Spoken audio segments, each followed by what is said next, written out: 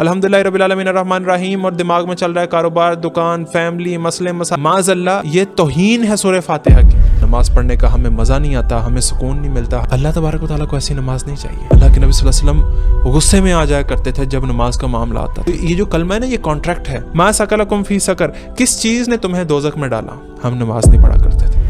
कि कल क़यामत के दिन जो बेनमाजी है वो फ़िरऔन के साथ, हामान के साथ, कारून के साथ उठाया जाएगा, बल्कि उनकी सफ़ों में खड़ा होगा। मुसलमान में और काफिर में जो चीज़ फ़र्क करती है ना, वो नमाज है। जो बेनमाजी है उसका जनाजा मत पढ़ाओ, उसको मुसलमानों के कब्रिस्तान में मत दफन करो।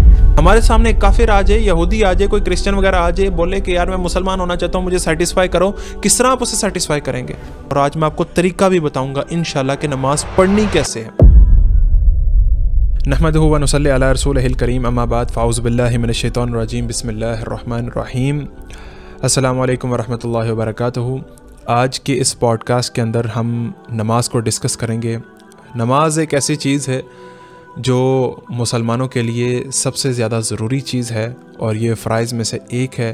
और मैं ख़ुद इस चीज़ से बहुत देर गाफिल रहा।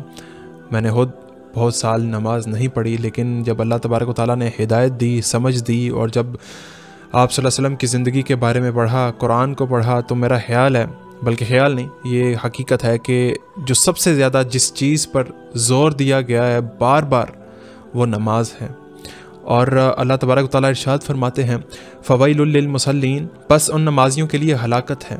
अच्छा, यहाँ पर अब आप देखें, अल्लाह तबारक व तआला कह रहे हैं उन नमाजियों के लिए, ये नहीं कहा कि बेनमाजियों के लिए, कहा उन नमाजियों के लिए हलाकत है। किन नमाजियों के लिए?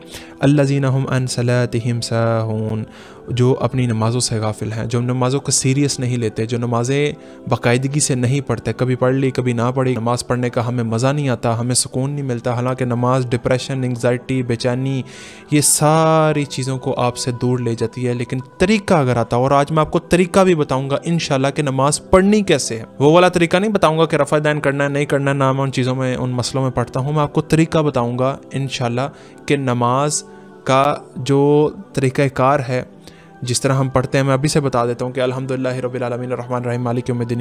यार ये क्या कर रहे हैं आप? ज़रा हमने कभी सोचा है कि हम ये जिस तरीके से नमाज़ पढ़ते हैं, जिस तरीके से सूरह फातिहा की तिलावत करते हैं, माज़अल्लाह ये तौहीन है सूरह फातिहा की। जिस तरह से हम पढ़ते हैं अल्हम्दुलिल्लाह रब्बिल आलमीन अर्रहमानिर रहीम, और दिमाग में चल रहा है कारोबार, दुकान, फैमिली, मसले मसाइल, उधर जाना है, फ़लानी मीटिंग है, फ़लाँ से पेमेंट लेनी है, फ़लाँ को पेमेंट देनी है, दिमाग में सारा कुछ यही चल रहा है। कैसे मज़ा आएगा आपको नमाज में? कैसे? मेरा सवाल आपसे कि ज़रा सोचें इस बारे में कि मुझे कैसे मज़ा आ सकता है जब मेरी कैफियत ये होगी कि मेरे दिमाग के अंदर और चीज़ें चल रही हैं।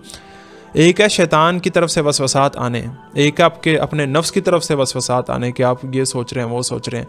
इशू ये है कि यहाँ पर हमने प्रैक्टिस ऐसी है, हमारे दुनिया के साथ मामलात ऐसे हैं कि हमारे दिमाग के अंदर वो सारी चीज़ें चलती रहेंगी। हमने इन चीज़ों के ऊपर गौर ही नहीं किया। हम चाहते हैं कि हम आएँ, अपना फ़र्ज़ अदा करें और निकलते बने मस्जिद के अंदर से। अल्लाह तबारक व तआला को ऐसी नमाज नहीं चाहिए। आप जब नमाज पढ़ेंगे ना, अल्हम्दुलिल्लाहि रब्बिल आलमीन, ठहरें, तर्जमा दिमाग में चलना चाहिए। हम अरबी तो हैं नहीं है, we are not Arabs, we are Pakistanis. हमारी लैंग्वेज एक लैंग्वेज का बैरियर है ना, तो हमें उसके लिए वेट करना है। वेट क्या करना है? अल्लाह तमाम तरीफ़े तेरे लिए, रुकें, सोचें, तमाम तरीफ़े अल्लाह तेरे लिए। अर्रहमानिर रहीम मालिक यौमिद्दीन इय्याका नअबुदु व इय्याका नस्तईन। ये तो अल्लाह की सारी हमद बयान होगी, अल्लाह की तारीफ़ें होगी। फिर जब आप इस स्टेज पे आते हैं ना, इहदिना सिरातल मुस्तकीम, ये अल्लाह सीधा रास्ता दिखा। अब ये एक ऐसी दुआ है, ये एक ऐसी आयत है कि जहाँ पर आकर आपको एक्टिव हो जाना चाहिए कि यार मैं अल्लाह तबारक व तआला से सीधा रास्ता मांग रहा हूँ, तो I have to be proactive over here, जिसे कहते हैं ना प्रोएक्टिव। मेरे 14 तबक रोशन हो जाने चाहिए यहाँ पे, मेरे दिमाग को एक्टिव हो जाना चाहिए यहाँ पे, क्योंकि मैं अल्लाह से कुछ मांग रहा हूँ। फिर वसवसात नहीं आएंगे जब आप समझ के पढ़ेंगे नमाज को। बहुत कम आलिम है, बहुत कम उलमा है, मैंने उनको देखा है, वो कहते हैं जी शैतान का बहुत ज़्यादा गलबा है, ये मसला है, वो मसला है, आपको बहुत वसवसात आते हैं। वसवसात का ये जो दरवाज़ा है ना, आपने खुद खोल के रखा हुआ है अपने दिमाग के अंदर के आ जाओ, क्योंकि आपकी सोचें ही हैं, आप कारोबार से निकले ही नहीं हैं, आप दुकान से निकले ही नहीं हैं, आप दुकान में बैठे हुए हैं। दुकान में आप नमाज में हैं लेकिन आप बैठे हुए दुकान पे अपनी, आप अपने कारोबार में बैठे हुए हैं। लेकिन जब आपको पता होगा मेरी मीटिंग है, आपकी किसी बिजनेस कोई डील हो रही हो, तो आप कितना सीरियसली लेते हैं। फिर आपको अपना कुछ याद नहीं आता, आप उस शख्स की उसके साथ जो मीटिंग प्लान करते हैं, जो प्रेजेंटेशंस तैयार करते हैं, जिस तरह से उसे अपना पोर्टफोलियो वगैरह सारा CV वगैरह जो भी मामलात होते हैं उसको समझाते हैं, आपका सारा फोकस उधर होता है। इधर आपको यकीन ही नहीं है शायद कि हम अल्लाह से मीटिंग कर रहे हैं, हमारा मामला इस टाइम अल्लाह के साथ चल रहा है, अल्लाह से हम कुछ मांग रहे हैं, अल्लाह की तारीफ़ कर रहे हैं। अल्लाह को ऐसी तारीफ़ नहीं चाहिए कि आप जो है वो आके तेज़ टकरे मार के चले गए हैं और टकरे मार के आप समझ रहे हैं कि आपकी नमाज़ कबूल होगी है। अल्लाह के नबी सल्लल्लाहु अलैहि वसल्लम के पास एक शख्स आते हैं, उनके पास सामने अल्लाह के नबी सल्लल्लाहु अलैहि वसल्लम के सामने वो नमाज़ पढ़नी शुरू करते हैं। एक दफ़ा नमाज़ पढ़ते हैं, 2 दफ़ा नमाज़ पढ़ते हैं, और यह हदीस सुनी हुई है हमने कई दफ़ा कि उनकी आप सल्लल्लाहु अलैहि वसल्लम उनको कहते हैं तुम्हारी नमाज़ नहीं कबूल हुई, फिर वो पढ़ते हैं, फिर कहते हैं तुम्हारी नमाज़ नहीं कबूल हुई। तो ये सहाबा जिनकी नमाज हमसे बहुत, मेरा ख्याल है मैं कहूँ कि हज़ारों मरतबा बेहतर हमारी नमाज से उनकी नमाज। तो अल्लाह के नबी सल्लल्लाहु अलैहि वसल्लम ने उसको फिर तरीका बताया, इतनी तेज़ नमाज ना पढ़ो, आहिस्ता आहिस्ता नमाज पढ़ो, ठहर ठहर के नमाज पढ़ो, समझ के नमाज पढ़ो। बड़े सख्त कौल हैं इस हवाले से, नमाज के हवाले से। अल्लाह के नबी सल्लल्लाहु अलैहि वसल्लम के अखलाक की मिसालें अल्लाह तबारक व तआला दे रहे हैं। अल्लाह तबारक व तआला कसम उठा रहे हैं, नून वल कलम वमा यस्तरून, ए नबी आप अजीम अखलाक पर फायज हैं। अल्लाह तबारक व तआला कसम खा रहे हैं कि आप एक अजीम अखलाक के मालिक हैं, जिनके अखलाक की अल्लाह कसम खा रहे हैं। अल्लाह को कसम खाने की ज़रूरत है, उनका अखलाक भी एक साइड पर हो जाता है जब नमाज का मामला आता है। अल्लाह के नबी सल्लल्लाहु अलैहि वसल्लम गुस्से में आ जाया करते थे जब नमाज का मामला आता था, और किसी मामले में, जंग में नहीं अल्लाह के नबी सल्लल्लाहु अलैहि वसल्लम उस तरह गुस्से में आए, और बड़े बड़े सीरियस इश्यूज़ पर अल्लाह के नबी सल्लल्लाहु अलैहि वसल्लम गुस्से में नहीं आए। नमाज का मामला आता था, अल्लाह के नबी सल्लल्लाहु अलैहि वसल्लम गुस्से में आ जाते थे। ये जो कलमा है ना जो हमने पढ़ा हुआ है, ला इलाहा इल्लल्लाह मुहम्मद रसूलुल्लाह, वैसे तो हम पर रहमत अल्लाह की है कि हम मुसलमान के घर में पैदा हो गए हैं। तो ये जो कलमा है ना, ये कॉन्ट्रैक्ट है, ये पहला स्टेप है। जैसे आप अपने बच्चे को जाकर दाखिल करवाते हैं ना स्कूल के अंदर, तो आप उसका एडमिशन फॉर्म जमा करवाते हैं, उसकी फ़ीसेस जमा करवाते हैं। ये हमने फ़ीस जमा करवाई है, बल्कि फ़ीस भी नहीं यहाँ पर देनी पड़ी, सिर्फ एडमिशन करवाया हमने। ये कलमा is the admission to enter in Islam. ये जो नमाजें हैं ये बाद में हैं, तो इसीलिए नमाज़ों को सीरियस लें, इस चीज़ को समझें कि ये मत समझें कि आपने एडमिशन ले लिया और अब आप नमाज़ें पढ़े कोई ना। हाँ, जैसे आप अपने बच्चे को स्कूल भेजे कोई ना, तो end of the day end of the year result क्या आएगा? 0। इसी तरह मस्जिदों में आना कोई नहीं, फ़राइज़ को अदा करना कोई नहीं, तो रिजल्ट कल क़यामत के दिन क्या आएगा? 0। तो ये चीज़ समझने की ज़रूरत है। और अल्लाह तबारक व तआला क्या इरशाद फरमा रहे हैं हम, फ़ी जन्नतिन यतसाअलून। ये वो मामला है, ये वो चीज़ अल्लाह तबारक व तआला ने इसका नक्शा खींचा है कि जब जन्नती जन्नत में चले जाएंगे और जहन्नमी जहन्नम में चले जाएंगे, उसके बाद एक विंडो, एक वहाँ पर एक होगी, विंडो कह लें या जो भी उसको आप नाम देना चाहें, अल्लाह बेहतर जानते हैं, कि वो जन्नती जहन्नमियों से गुफ्तगू करेंगे और जहन्नमी जन्नतियों से गुफ्तगू करेंगे, ताकि जहन्नमियों को पता चल जाए वो जहन्नम में क्यों आए हैं और जन्नतियों को पता चल जाए वो जन्नत में क्यों आए हैं, और उनको पता चले कि इंसाफ सही तरीके से हो गया है। ये सारे मामला जब ये सारी क़यामत ख़त्म हो जाएगी, जन्नती जन्नत में, जहन्नमी जहन्नम में, हर चीज़ जो है वो डिसाइड हो जाएगी। तो जब सारा कुछ डिसाइड हो जाएगा, उसके बाद का ये जो नक्शा है अल्लाह तबारक व तआला ने खींचा है, और वो ये है कि फ़ी जन्नतिन यतसाअलून, बागों में होंगे, जन्नत में होंगे, और एक दूसरे से पूछेंगे, अनिल मुजरिमीन, गुनाहगारों से पूछेंगे, मा सकलकुम फ़ी सकर, किस चीज़ ने तुम्हें दोज़ख में डाला? कौन सी चीज़ है यार तुम्हें दोज़ख में ले? और ये याद रखिएगा, कलमा पढ़ने वालों से, नॉन मुस्लिम से नहीं, कलमा पढ़ने वालों से। और वो क्या जवाब देंगे? कालू लम नकु मिनल मुसल्लीन, हम नमाज नहीं पढ़ा करते थे। कलमा पढ़ लिया, एडमिशन ले ली है, लेकिन नमाज पढ़ी कोई नहीं। इस वजह से अल्लाह ने हमें जहन्नम में डाला। इसीलिए अल्लाह के नबी सल्लल्लाहु अलैहि वसल्लम जब इस दुनिया से पर्दा फरमा रहे थे, हज़रत अली रज़ी अल्लाह अन्हु कहते हैं कि अल्लाह के नबी सल्लल्लाहु अलैहि वसल्लम के आखिरी जो अल्फाज थे वो थे, अस्सलात व मा मलकत ऐमानुकुम, तुम्हारी नमाज और तुम्हारा गुलाम। अल्लाह के नबी सल्लल्लाहु अलैहि वसल्लम इस दुनिया से पर्दा फरमा रहे हैं और ये नसीहत कर गए हैं। जब इंसान इस दुनिया से जा रहा हो तो वो जो नसीहत करता है ना, उसको बड़ा सीरियसली लेते हैं। हमारे घर, हमारे वालिदैन या हमारे बुज़ुर्ग जब इस दुनिया से जाते हैं तो वो जो आखिरी उनके अल्फाज होते हैं ना, वो नसीहत होती है कि यार ये लाजमी करना, और उसको हर शख्स बड़ा सीरियसली लेता है। इधर अल्लाह के नबी सल्लल्लाहु अलैहि वसल्लम, उनके ये अल्फाज थे कि नमाज, तो इसलिए नमाज को सीरियस लेना चाहिए। और मुस्नद अहमद की हदीस है, अल्लाह के नबी सल्लल्लाहु अलैहि वसल्लम ने इरशाद फरमाया, मन हफ़ज़ अलैहा कानत लहू नूरन व बुरहानन व निजातन यौमल क़ियामा। ये जो नमाज है ये नूर का ज़रिया होगी, निजात का ज़रिया होगी, कल क़ियामत के दिन सिफारिश करेगी जो नमाजी है उसके लिए। कुरान सिफारिश करेगा, अच्छे आमाल सिफारिश करेंगे, और जो बेनमाजी है उसके लिए कोई नजात, कोई नूर और कोई सिफारिश करने वाला नहीं होगा कल क़यामत के दिन। बल्कि फरमाया व खुशिरा यौमल क़यामति मा फ़िरऔन व हामान व कारून व उबई बिन हल्फ, कि कल क़यामत के दिन जो बेनमाजी है वो फ़िरऔन के साथ, हामान के साथ, कारून के साथ उठाया जाएगा, बल्कि उनकी सफ़ों में खड़ा होगा। इतनी सख्त वईद, इतनी सख्त हदीस अल्लाह के नबी सल्लल्लाहु अलैहि वसल्लम की ज़ुबान मुबारक से, इतने सख्त अल्फाज हैं उस शख्स के लिए जो बेनमाजी है। आज हम गाफिल हुए बैठे। ये हदीस सुनने के बाद तो मेरा नहीं ख्याल कि किसी शख्स को नमाज छोड़नी चाहिए। फ़िरऔन अल्लाह का, शैतान के बाद इंसानों में अल्लाह का सबसे बड़ा दुश्मन, जिसने अपने आप को खुदा कह लिया, इससे बड़ा गुनाह और इससे बड़ा शिर्क, इससे बड़ा और वो कौन सा गुनाह करेगा। उनके साथ बेनमाजी उठाया जाएगा। तो अपने आप का ज़रा थोड़ा मुहासबा हमें करना चाहिए, अपने गिरेबान में झांकना चाहिए कि हम नमाज़ों से क्यों गाफिल। हम अब खुद भी नहीं नमाज़ पढ़ते, अपने बच्चों को भी नहीं कहते, अपने दोस्तों यारों को भी नहीं कहते। क्यों नहीं हम नमाज की तरफ यार? हम मुसलमान नहीं हैं, फिर कलमा भी पढ़ना छोड़ दें। कलमा क्यों पढ़ते हैं? ना पढ़ें कलमा, फिर आप इस दीन में से फारिग हो जाए, कोई और मज़हब इख्तियार कर लें, एथिस्ट बन जाए ना।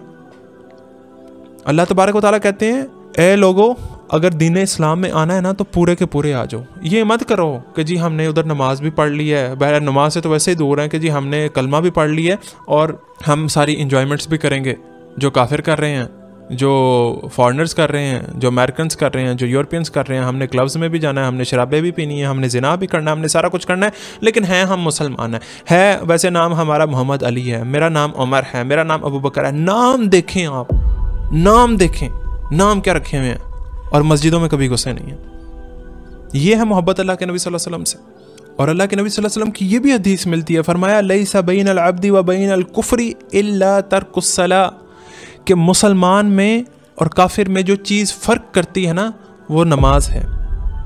आप ज़रा पूछें अपने दोस्तों से जो यूरोप में बैठे हैं, जो इंग्लैंड में, जो अमेरिका में बैठे हैं। मुझे याद है मैं उधर होता था और मैं बेनमाजी था तब। मुझे इसमें कोई शर्म और कोई आड़ नहीं है अभी बताते हुए, अल्हम्दुलिल्लाह अल्लाह ने हिदायत दे दी है, लेकिन सिर्फ आपकी तक़वियत के लिए बता रहा हूँ ताकि आपको इस चीज़ से कोई फ़ायदा हो। मैं यकीन करें नमाज नहीं पढ़ता था, तो अक्सर दोस्तों ने आना, जो मेरे क्लासमेट्स होते थे तो उन्होंने आना, वो सारे फॉरेनर्स थे, वो आकर मुझे कहना उन्होंने, तो मैं नमाज नहीं पढ़ता था, तो अक्सर वहाँ पर मुझे फॉरेनर्स ने आके मिलना, तो उन्होंने मुझे कहना यू इंडियन।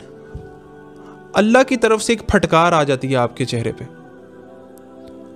मैंने कहा no, I am from Pakistan. Okay.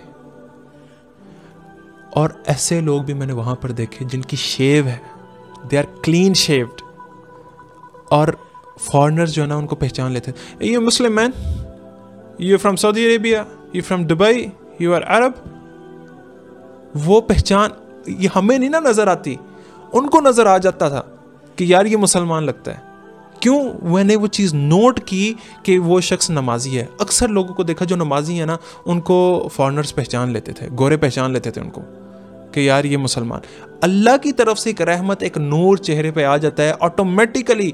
हम तो नहीं जज कर सकते, लेकिन जो नॉन मुस्लिम है ना वो उनको, क्योंकि उनको अल्लाह तबारक तआला दिखाते हैं, ये निशानियाँ उनके सामने ज़्यादा पोर्ट्रे होती हैं, तो वो पहचान जाते थे। लेकिन मैं बेनमाजी था और मेरे और भी दोस्त, हमें कोई इंडियन कह रहा है, कोई कुछ कह रहा है, कोई कुछ कह रहा है, यकीन करें आप। लेकिन अब अल्हम्दुलिल्लाह नमाज़ पढ़नी शुरू की, ऑटोमेटिकली अब लोग जज करना शुरू हो गए। यानी कि जो जानते हैं, जिनसे पहली दफ़ा भी मुलाकात होती है, फॉरेनर्स हैं, वो पहचान जाते हैं कि ये मुसलमान है, हुलिये से पहचान जाते हैं। ये नहीं कि ज़रूरी नहीं कि मैंने कैप पहनी हो। और कई ऐसे नॉन मुस्लिम थे जिन्होंने दाढ़ी रखी हुई है, उनके चेहरे से भी पता चल जाता है कि इसने फैशन के, जो एक फ़ैशन वाली दाढ़ी और एक मुसलमान की दाढ़ी के अंदर बहुत फ़र्क होता है।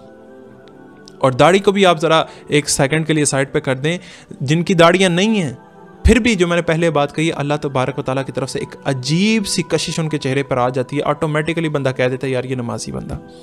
और हमारी नौजवान नस्ल, हम सारी सारी रात बाज़ारों में घूमते रहेंगे, सोशल मीडिया पे बैठे रहेंगे, टिकटॉक पे, फेसबुक पे बैठे रहेंगे, यूट्यूब या मूवीज़ देखते रहेंगे, नेटफ्लिक्स पे बैठे रहेंगे, और जैसे ही उधर से फजर की अजान की आवाज़ आएगी, हय्या अलस्सलाह हय्या अलल फलाह, साथ ही शैतान हमें सुला देगा। और शैतान के लिए तो वैसे भी आसानी हो जाती है, जो एक वैसे ही बेनमाजी है उसके ऊपर शैतान को मेहनत करने की ज़रूरत भी नहीं है। इसीलिए अल्लाह के नबी सल्लल्लाहु अलैहि वसल्लम ने इरशाद फरमाया, या किदु शैतान वाला काफ़ियत रासी अहदिकुम इज़ा हुआ नामा सलासा उक़दिन यज़रिबु कुल्ला उक़दतिन अलैका लैलुन तवील। फरमाया एक शख्स जब रात को सोता है ना तो शैतान उसके सर के पीछे 3 गिरा लगा देता है, और जब वो रात को बेदार होता है, उठता है, अल्लाह का जिक्र करता है, पहली गिरा खुल जाती है, वज़ू करता है, दूसरी गिरा खुल जाती है, फिर वो नमाज़ पढ़ता है तो तीसरी गिरा भी खुल जाती है। और एक और हदीस हमें मिलती है सही बुखारी से, अल्लाह के नबी सल्लल्लाहु अलैहि वसल्लम ने इरशाद फरमाया, बालिश शैतान फ़ी उज़ुनी, जो शख्स फजर की नमाज नहीं पढ़ता शैतान उसके कान में पेशाब कर जाता है। आप और मैं ज़रा हम अपना मुहासबा करें कि हम एक साल में या हमने अपनी पूरी ज़िंदगी के अंदर कितनी मरतबा शैतान से अपने कान पे पेशाब करवाया। आप अगर किसी आम इंसान, वो तो शैतान है ना, वो वैसे ही गलीज़ है, वैसे ही पलीत है, किसी पाक इंसान को भी बोले ना कि मेरे कान में आकर पेशाब करो, It sounds terrible, it sounds weird। कितना गंदा साउंड होता है ये, कितना गंदा लगता है ये अल्फाज कहना भी। अल्लाह के नबी सल्लल्लाहु अलैहि वसल्लम ने यहाँ तक ये अल्फाज कह दी कि शैतान ये करता है, तो क्यों नहीं हम नमाज की तरफ आते? पेशाब करवा रहे हैं अपने कानों पर। फ़िरौन, हामान, कारून, उनके साथ उठाए जाएंगे बेनमाजी, काफिर तक कह दिया। फिर अल्लाह के नबी सल्लल्लाहु अलैहि वसल्लम ने फरमाया, जो बेनमाजी है उसका जनाजा मत पढ़ाओ, उसको मुसलमानों के कब्रिस्तान में मत दफन करो। अल्लाह अकबर कबीरा। ये प्यारे नबी सल्लल्लाहु अलैहि वसल्लम जिनकी ज़ुबान मुबारक से हमेशा फूल ही जड़ते हैं, ये उनकी ज़ुबान मुबारक से इतने सख्त अल्फाज निकल रहे हैं, और ये सिर्फ बेनमाजियों के लिए।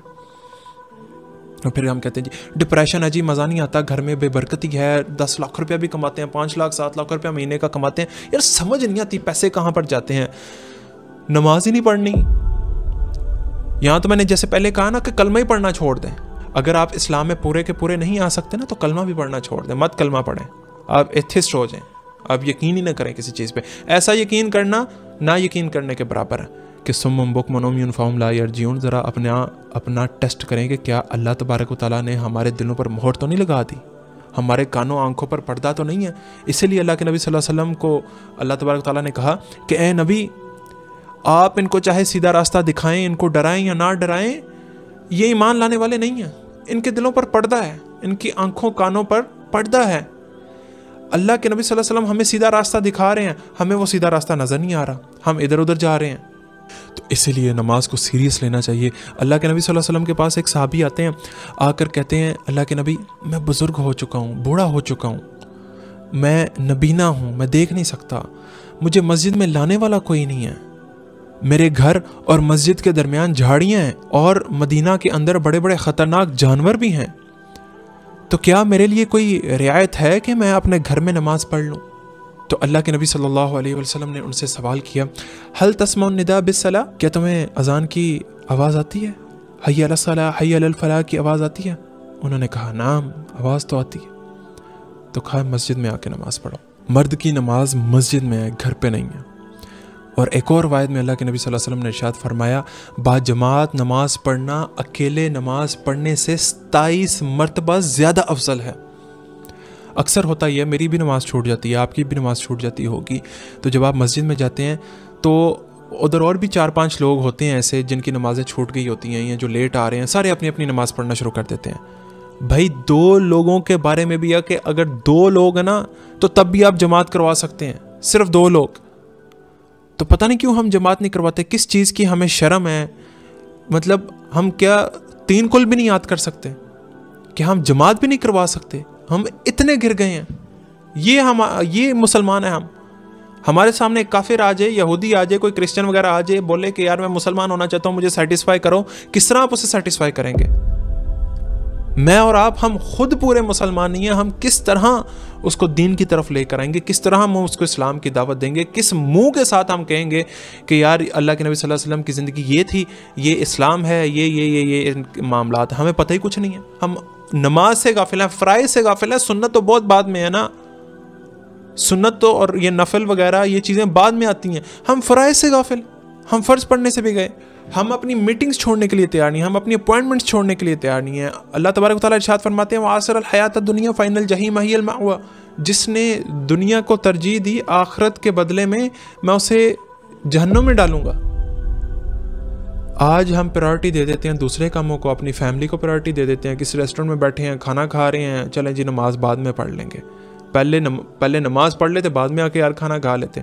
मीटिंग का कहीं अपॉइंटमेंट है, कोई बिजनेस मीटिंग है, ऑफिस से उठने के लिए तैयार नहीं, दुकान छोड़ने के लिए तैयार नहीं, और जी पढ़ लेंगे बाद में नमाज़ें जाके। इशू ये है कि हमने दूसरे कामों को प्रायोरिटी दे दी है, हमने नमाज को पीछे कर दिया, हमने अपने दूसरे मामलात को आगे कर दिया है, नमाज को, अपने फ़राइज़ को पीछे कर दिया है। ना घर पे बच्चों को हम दावत देते हैं नमाज की, ना खुद नमाज़ पढ़ते हैं। सुबह 7 साढ़े 7 बजे सब उठ जाते हैं घर के अंदर, क्यों जी बच्चों ने स्कूल जाना है। वो जो 1 घंटा पहले, 1.5 घंटा पहले फजर की नमाज हो रही है, उस टाइम उठ जाओ ना, खुद भी मस्जिद में जाओ, बच्चों को भी नमाज की दावत दो, बच्चों को मस्जिद में लेकर जाओ, तो फिर ये माहौल आएगा ना, इस्लामिक माहौल आएगा घर, लड़ाइयाँ नहीं होंगी, बरकत आएगी घर पे, मामलात बेहतर हो जाएंगे, कारोबार में बरकत अल्लाह तबारक व तआला देगा, औलाद में बरकत देगा। जब खुद नमाज़ों से, खुद फ़राइज़ से गाफिल हैं, तो फिर किस मुँह से आप कह सकते हैं जी ओ जी हम तो नमाज़ें पढ़ते हैं, हमें तो सुकून ही नहीं मिलता, और जी हम तो नमाज़ें पढ़ते हैं तो हमें तो कोई मतलब फीलिंग नहीं आती।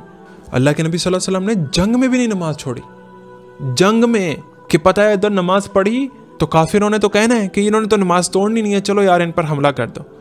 तो अल्लाह तबारक व तआला ने जंग में भी, हालत जंग में भी कहा कि ये करो कि 2 ग्रुप्स बना लो, लेकिन नमाज नहीं छोड़नी।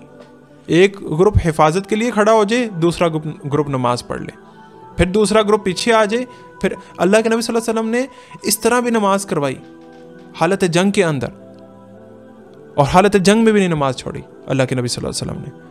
आज खूबसूरत मस्जिदें बनी हुई हैं जनाब, एसी लगे हुए हैं, सर्दियों के अंदर हीटर लगे हुए हैं, रोड्स बने हुए हैं, गाड़ियाँ हैं, बाइक्स हैं, हर किस्म की फैसिलिटी अवेलेबल है, फिर भी मस्जिदों में जाने के लिए तैयार नहीं, ना हज जाने के लिए तैयार, ना बच्चों को लेकर जाने के लिए तैयार। और अल्लाह के नबी सल्लल्लाहु अलैहि वसल्लम ने इरशाद फरमाया कि जो फजर है और जो इशा है, ये मुनाफिकों के ऊपर सबसे ज़्यादा भारी नमाज है ये।